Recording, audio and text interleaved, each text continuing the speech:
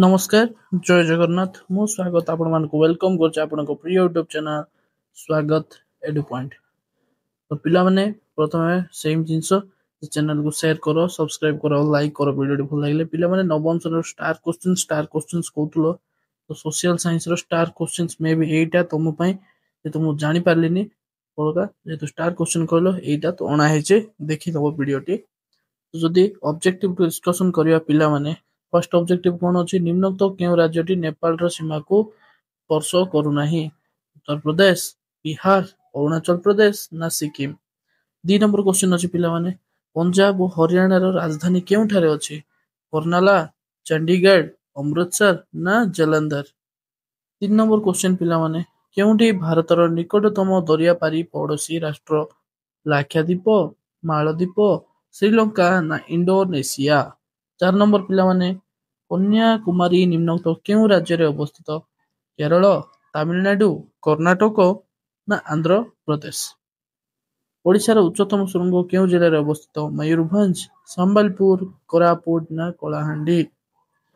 क्यों पर्वतमाला महानदी उपत्यका ठारू नीलगिरी पर्वतमाला पर्यंत विस्तृत पश्चिम घाट पूर्व घाट हिमालय ना आरावली। हिमालय अंतर्गत क्यों पर्वत श्रेणी शैल निवास मान रही शिवालिक हिमाचल हिमाद्री आउ पूर्वाचल कौटा पिला माने।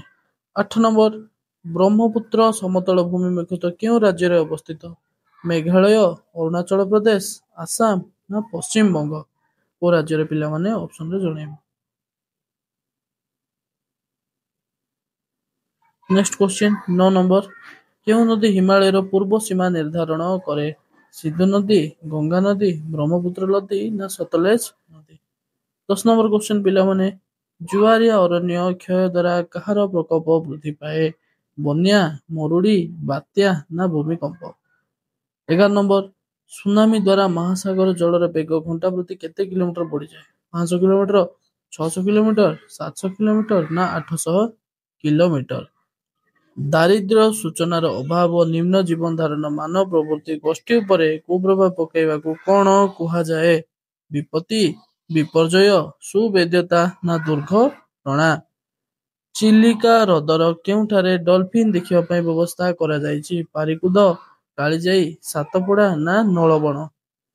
14 नंबर क्यों नदी कूल रे बालेश्वर अवस्थित सुवर्णरेखा नदी ब्राह्मणी नदी बैतरणी नदी ना बुढ़ा बलंग। 15 नंबर क्यों नदी कलाहांडी जिलार पार्वत्य अंचल बाहरी ब्राह्मणी नदी बैतरणी नदी वंशधारा नदी ना इंद्रावती नदी। सालंदी कହାର एक उपनदी ब्राह्मणी नदीर बैतरणी नदीर ना वंशधारा नदीर ना ऋषिकुल्या नदीर। 17 नंबर पिला माने नागार्जुन सागर डैम क्यों नदी सज्जारे अवस्थित कृष्णा नदी कावेरी नदी गोदावरी नदी ना पेरियार नदी। 18 नंबर पिला माने कलकारखाना और सरकारी संस्था क्यों प्रकार बेकारी देखा जाए ऋतुकालीन बेकारी प्रच्छन्न बेकारी ना सामयिक बेकारी ना अर्ध बेकारी। क्योंटी विशेष विकसित देश नुहे जर्मनी ब्राजिल दक्षिण आफ्रिका ना युक्तराष्ट्र अमेरिका। भारत में केबेठार उदारीकरण नीति प्रचलित होता 1951 1971 1991 ना 2001। नेक्स्ट क्वेश्चन पिला माने आगो को बढ़िबा कौन अच्छी ना यदि हमें देखिबा जीवन धारण करबा पई द्रव्य और सेवार उपयोग को कौन कुआ जायछि उत्पादन उपभोग संचय ना पूंजी गठन। निम्नोक्त केउटा सुधी समाजवादी अर्थव्यवस्थार अंतर्भुक्त नुहे क्यूबा वियतनाम पूर्वतन सोवियत रूस ना जापान। आरटीजीसी माध्यम रे एका थरके सर्वनिम्न केते टंका उठाण ना लेन देन करा जाई परिबो 50,000 1 लाख 2 लाख ना 3 लाख। क्यों जमारे थिबा अर्थ को निर्दिष्ट समय रे पूर्व बाहर करा जिबा सुविधा न थाए जा बैलेंस संचय पुनःजौगिक ना आवर्ती। बीमा कंपनी पॉलिसीधारी अभियोग क्यों समय अवधि मध्य समाधान करा जिबा आवश्यक 1 सप्ताह 2 सप्ताह ना 3 सप्ताह ना 1 मास। नेक्स्ट पिला माने ख विभाग कौन इतिहास और राजनीति विज्ञान भास्को ड गामा क्यों देशर नाविक थिले इटाली जापान हॉलैंड ना पोर्तुगीज। କନଷ୍ଟାଣ୍ଟିନୋପଲର ନୂତନ ନାମ କ'ଣ? ବେନିନ, ଇସ୍ତାନବୁଲ, ମିଆଁମାର ନା ତାଇୱାନ? ଇରାନରେ ଖଣିଜ ତୈଳ ସନ୍ଧାନ ମିଳିବାରୁ କେଉଁ ଦେଶ ଷ୍ଟାଣ୍ଡାର୍ଡ ତେଲ କମ୍ପାନୀ ଏହାର କର୍ତ୍ତୃତ୍ୱରେ ରହିଲା? ଇଂଲଣ୍ଡ, ଫ୍ରାନ୍ସ, ଜର୍ମାନୀ ନା ଯୁକ୍ତରାଷ୍ଟ୍ର ଆମେରିକା? ତ ନେକ୍ସଟ ଆଗକୁ ବଢିବା ପିଲାମାନେ।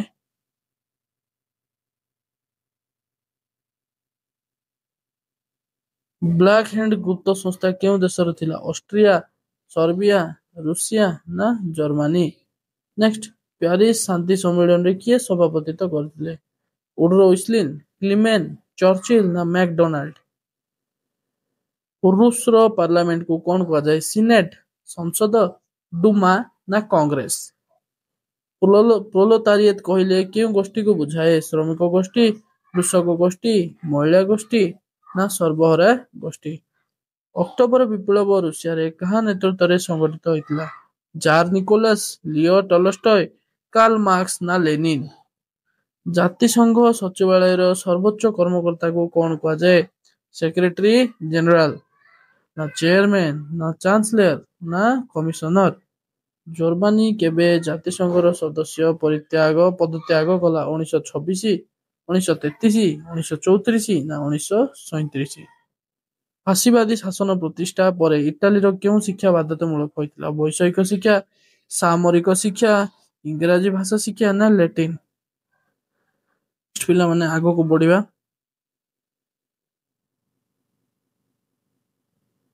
କ'ଣ ଅଛି ପିଲାମାନେ? କୋଶ୍ଚିନ୍ ସିରିଜ ଦେଖନ୍ତୁ। ସଂଘର୍ଷ ପୁସ୍ତକ ଜଣାପଡୁନି ପିଲାମାନେ। ତ ପୁନର୍ବାସ ସୈନ୍ୟ ମୁକ୍ତବନ୍ଧ କରିଥିଲେ, ଏଇଟା ବି ଜଣାପଡୁନି ପିଲାମାନେ। ଦ୍ୱିତୀୟ ବିଶ୍ୱଯୁଦ୍ଧ ସମୟରେ କିଏ ବ୍ରିଟେନର ପ୍ରଧାନମନ୍ତ୍ରୀ ଥିଲେ? ଦ୍ୱିତୀୟ ବିଶ୍ୱଯୁଦ୍ଧ ବେଳେ ପିଲାମାନେ କ୍ଲିମେଣ୍ଟ ଅଟଲି, ଉଡୋ ୱିସ୍ମାନ, ରେଡ୍ କ୍ଲିଫ୍ ନା ୱିନଷ୍ଟନ ଚର୍ଚ୍ଚିଲ? କେଉଁ ମସିହାକୁ ଆଫ୍ରିକା ବର୍ଷ ବୋଲି କୁହାଯାଏ? 1969, 1960, 1964 ନା 1970? ଯୁକ୍ତରାଷ୍ଟ୍ର ଆମେରିକାର କେଉଁ ଦ୍ୱୀପପୁଞ୍ଜର ଜାପାନର କବଳରୁ ମୁକ୍ତ କରି ସ୍ୱାଧୀନତା ପ୍ରଦାନ କରିଥିଲା? ଫିଲିପାଇନ୍ସ, ମଲୁସ୍କା ନା ହାୱାଇ ନା ହୁଇଲର? ଭିଏତନାମର ମୁକ୍ତି ଆନ୍ଦୋଳନ ନେତୃତ୍ୱ କିଏ ନେଇଥିଲେ? ହୋ ଚି ମିନ୍, ସନ୍ ୟାତ୍ସେନ, ମାଓ ସେ-ତୁଙ୍ଗ ନା ଜିୟାଙ୍ଗ ଜାକ୍ କାଇ? ସୂଚନା ଅଧିକାର ଆଇନ ଆମ ଦେଶରେ କେବେ ପ୍ରଣୟନ କରାଯାଇଥିଲା? 2004, 2005, 2006 ନା 2007? ଆମ ଦେଶର ସର୍ବୋଚ୍ଚ ସାମରିକ ଉପାଧି ଗୁଡ଼ିକୁ କିଏ ପ୍ରଦାନ କରିଥାନ୍ତି?